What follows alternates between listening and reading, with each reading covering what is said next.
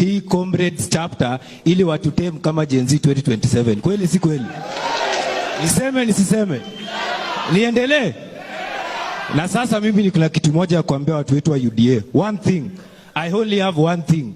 Hiyo pesa yote ya UDA na hii kitu yote yenye mmecreate sijui comrades chapter. Hamwezi create comrades chapter and then kitu mnakuja kutuambia hapa ni housing. Housing na tujasoma.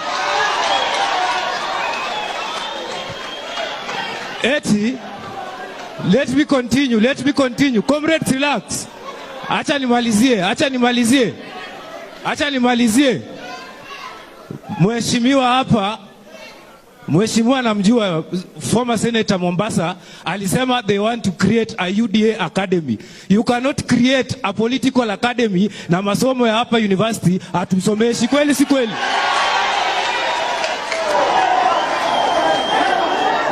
La mwisho comrades. Comrades power. Ya mwisho comrades. Ninataka kusema hivi.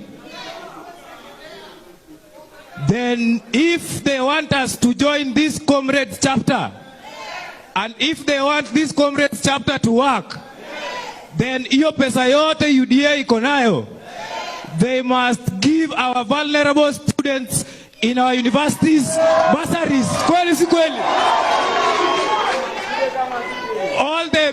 All the comrades with disabilities are suffering in our universities. The people with disabilities are suffering in our universities.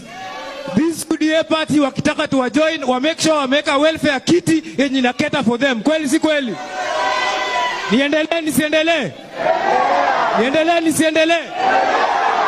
Kuna yule jamaa wa Kabarak governor aliuliza swali ya kuinama. Hawajajibu, wamejibu hawajajibu. Comrades tunainama. Hiyo transaction wanasema ni ya leo tu, transaction ni ya leo. Wengine huko nje wanainama, watawasaidiaje? Niseme nisiseme? Asanteni comrades. Pigia makofi.